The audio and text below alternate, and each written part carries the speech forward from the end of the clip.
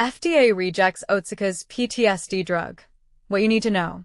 The U.S. Food and Drug Administration, FDA, has received a surprising verdict from its panel of independent advisors regarding Otsuka Pharmaceuticals' PTSD treatment. In a dramatic turn of events, the panel voted 10-1 against the efficacy of Otsuka's combination drug, which pairs their antipsychotic Brexpiprazole with Viatris antidepressant Zoloft.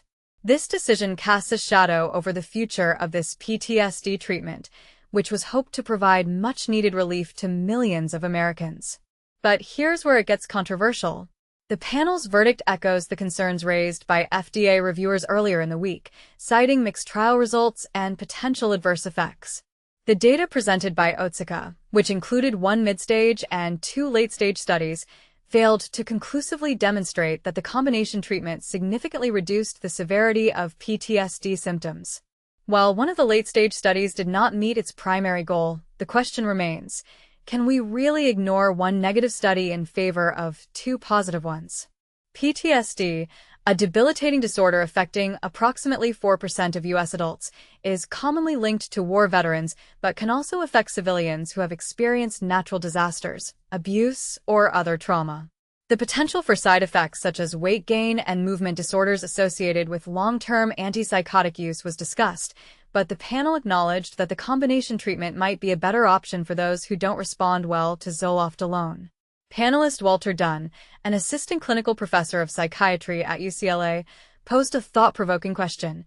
Knowing that antipsychotics can cause real problems, especially with long-term use, and the modest benefit that the combination treatment potentially can offer, what's the right choice for patients? This question sparks a debate that could go either way.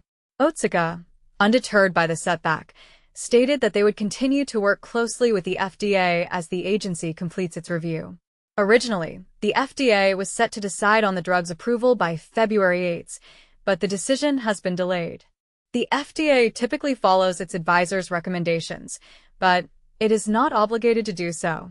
If approved, this PTSD treatment would be the first of its kind in over 2 decades, following the approval of Zoloft and GlaxoSmithKline's Paxil. Brexpiprazole, known as Rexulti, is already approved for agitation in Alzheimer's patients and for adults with major depressive disorder and schizophrenia. This decision leaves many wondering, is this a missed opportunity for PTSD patients or a necessary precaution to protect their health? Share your thoughts in the comments below. And this is the part most people miss, the controversy surrounding the approval of PTSD treatments that could change lives forever. Advancing PTSD treatment. Why has it taken so long? Brexpiprazole and FDA meeting explained. Why has it taken so long to advance PTSD treatment? Rebecca Barbie, PAC, CAQ Psych, offers her perspective ahead of the FDA meeting set to discuss Brexpiprazole for PTSD. Rebecca Barbie, a physician associate at Southlake Psychiatry in Davidson, North Carolina, posed a compelling question as she prepared for the upcoming U.S. Food and Drug Administration meeting of the Psychopharmacologic Drugs Advisory Committee. Why has it taken so long? This meeting will focus on reviewing a supplemental new drug application for Brexpiprazole, Rexulti, in combination with sertraline for the treatment of post-traumatic stress disorder, PTSD, in adults. Barbie highlighted the unique qualities of Brexpiprazole, noting its strong binding affinity to norepinephrine, serotonin, and dopamine. Given its properties, it makes sense as a candidate for PTSD, she explained in an exclusive interview with Psychiatric Times. Many clinicians have already used it off-label for major depressive disorder, and some patients with PTSD may benefit from the same treatment. The scarcity of effective medication options for PTSD underscores the importance of agents like Brexpiprazole. There aren't many choices when it comes to treating PTSD, Barbie emphasized. The fact that the industry and clinicians are exploring additional solutions is very encouraging. Regular trauma screening is crucial in clinical practice, according to Barbie. She screens every new patient for trauma history and conducts follow-up screenings several months later.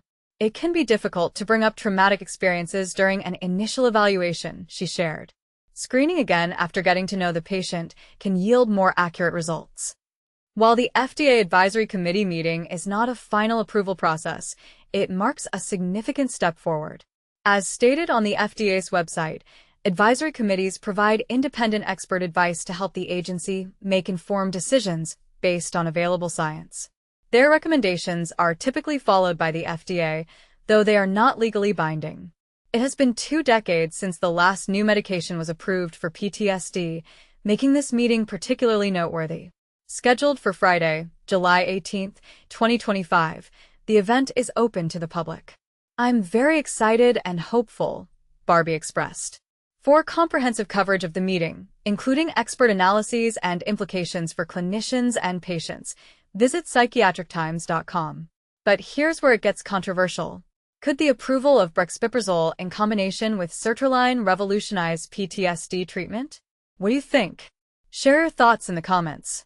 Otsuka and Lundbeck's PTSD drug, FDA panel reject support. Imagine living with the haunting memories of a traumatic event, reliving the fear and anxiety every day. For millions of people worldwide, this is the harsh reality of post-traumatic stress disorder, PTSD. The search for effective treatments has been ongoing, but a recent setback has left many wondering if a breakthrough is still on the horizon. Otsuka Pharmaceutical Company and Lundbeck A.S., 2 leading drug makers, had high hopes for their PTSD medication, Brexpiprazole, marketed under the brand name Rexulti. However, their efforts to bring the first new drug for the condition to market in over 2 decades have hit a major roadblock.